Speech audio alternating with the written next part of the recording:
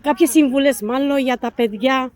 Σαν τον Αλέξανδρο που είναι 12 χρόνο. Τι συμβουλή θα του έδινε σε ένα παιδάκι που αγχώνεται, για παράδειγμα, την ώρα του παιχνιδιού? Όλοι αγχωνόμαστε. Το θέμα είναι μέσα στο παιχνίδι, εντάξει, ακόμα και οι μεγάλοι αγχώνονται. Δεν υπάρχει ταινίστας που να μην αγχώνεται.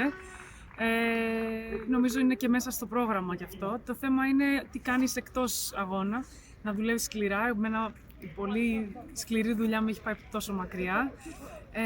Αλλά πιστεύω ότι το παιδί πρέπει να έχει, ειδικά σε αυτήν την ηλικία, να έχει μια κανονική ζωή. Να πηγαίνει στο σχολείο, να έχει φίλους, να πηγαίνει στη σινεμά, να κάνει πράγματα και εκτός γηπέδου. Γιατί μετά το παιδί μπορεί να καεί και αυτό θα είναι το χειρότερο σενάριο. Οπότε θεωρώ ότι νομίζω άμα έχει και μια καλύτερη ζωή εκτός γηπέδου, νομίζω ότι θα είναι και καλύτερα για εκείνον μέσα στο γήπεδο. Και άλλη μια ερώτηση. Για κατά τη γνώμη σου, τι είναι το σωστό, να κερδίσει, να τρέχει τα τουρνουά ή να προπονείται? Έτσι ηλικία μιλούμε. Νομίζω ότι να βρει ένα balance μεταξύ των δύο. Νομίζω ότι το παιδί όταν είναι 10, 12, ακόμα και 14 χρονών δεν πρέπει να καεί. Πρέπει να κάνει προπόνηση, αυτό που είπα, να έχει και μια κανονική ζωή. Άμα είναι συνέχεια στα τουρνουά, δεν μπορεί να έχει μια κανονική ζωή.